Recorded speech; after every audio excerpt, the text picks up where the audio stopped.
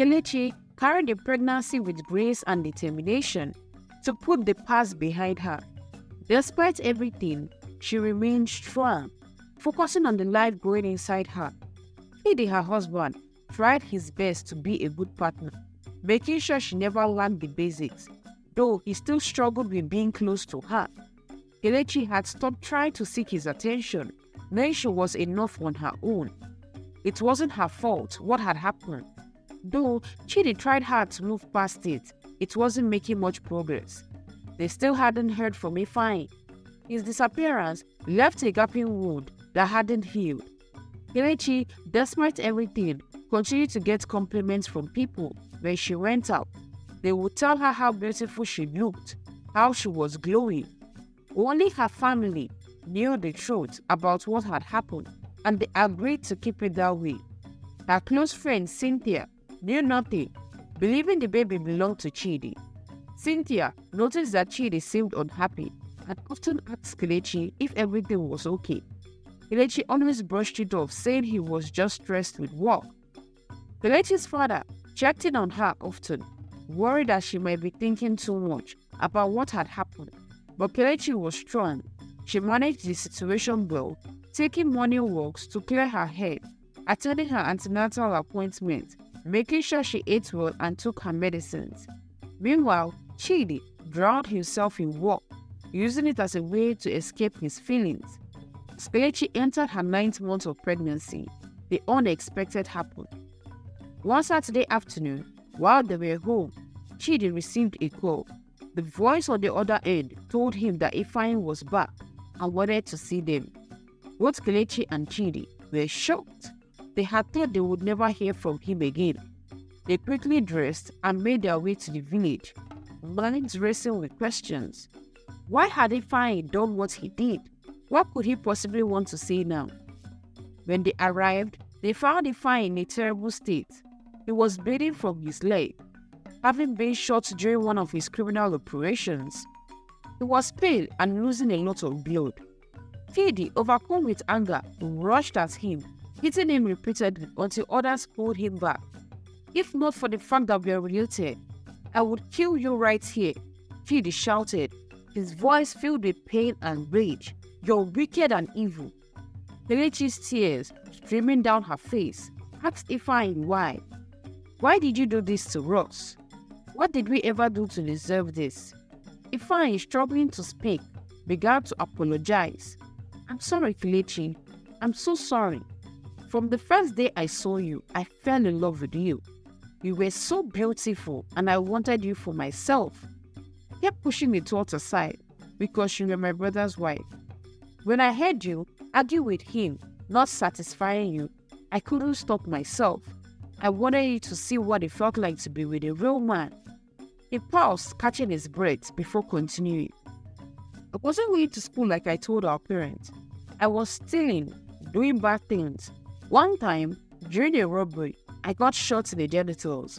The doctor said I would never be able to have children.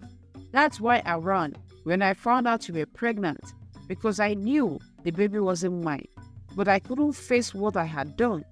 Chidi, his anger boiling over, broke free from those holding him back and longed at Ifeanyi again. You're not my brother, Chidi shouted, his voice trembling with pain. I kept asking myself what I ever did to you. I sacrificed everything for you, and this is how you repay me. Kelechi could only weep, as the trauma she had tried to push behind her resurfaced. She looked Ifeanyi in the eyes and said, This is just the beginning of your suffering. You will reap what you have sown. Then, turning to Chidi, she said, I'm ready to leave.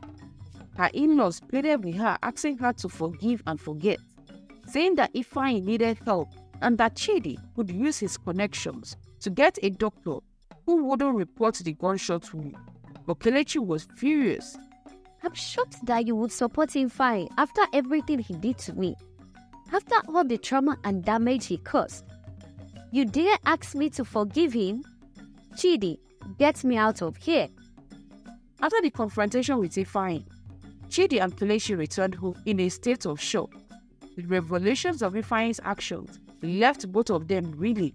The weight of the betrayal was almost too much to bear. That night, as Kelechi sat quietly in her bedroom, tears streaming down her face, Chidi approached her, his heart heavy with guilt and sorrow. Kelechi, He began softly, kneeling beside her. I'm so sorry for everything.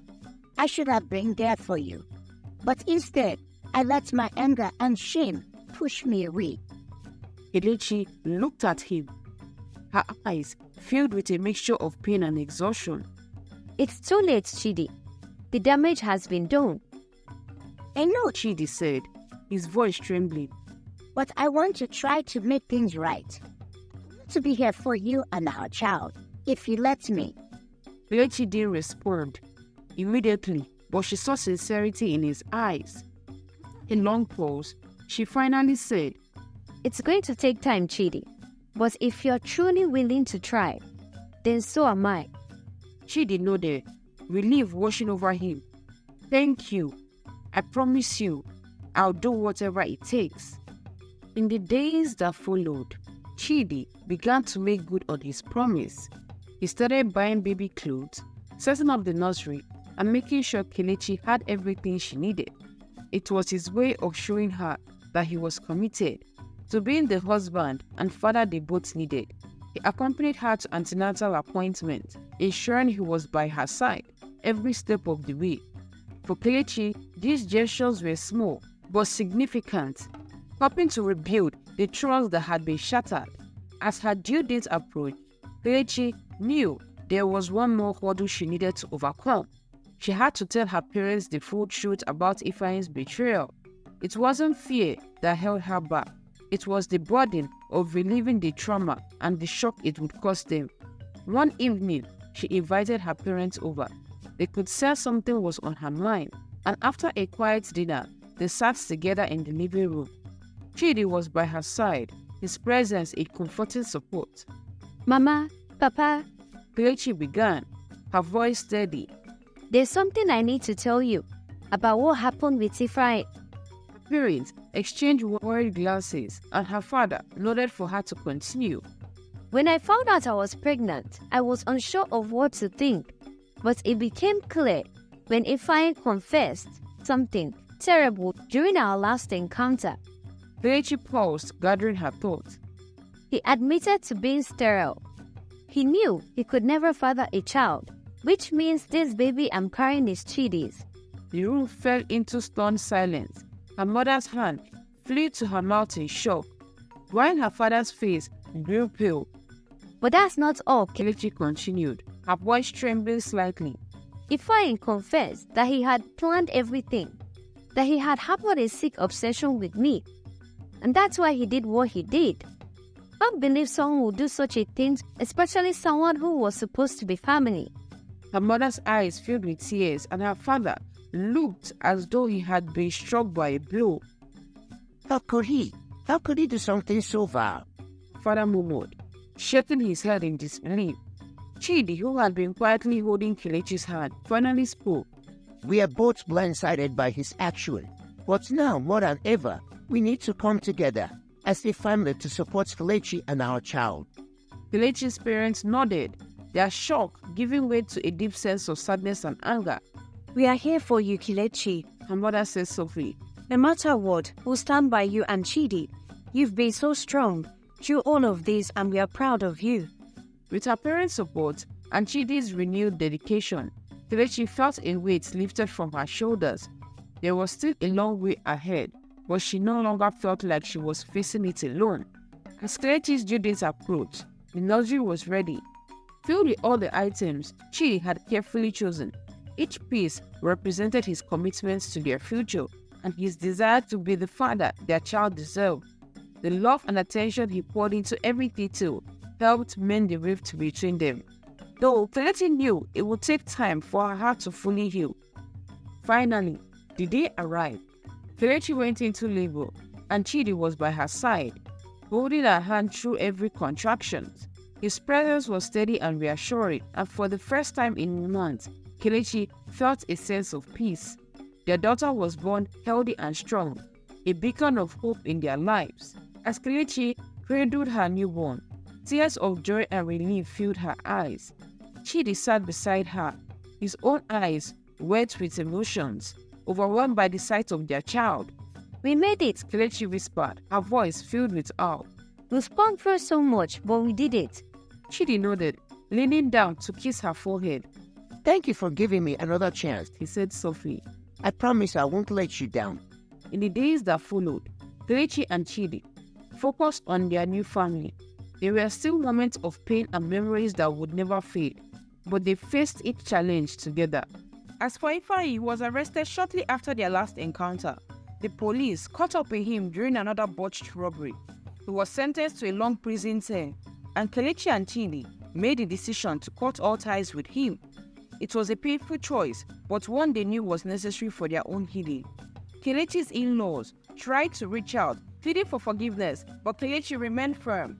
She needed to protect her family from further harm, and that meant setting boundaries, no matter how difficult it was. With time, Kelechi and Chidi found a new rhythm. In their lives, they focused on raising their daughter, determined to give her the love and security that they had struggled to find in the aftermath of the tragedy. The journey wasn't perfect, but there were still moments of pain and regret. But Kelechi knew that they were moving forward together, and in the end, that was all that mattered. Thank you so much, and that's the end of part 2. Do not forget to leave in the comments what you learned from this story. Thank you for sticking to the end. I love you guys. Bye. Thank you so much for watching till the end. Please click on the subscribe button to support us. Turn on the post notification to get notified when I upload a new story. Like, share, and comment your thoughts. Till then, bye.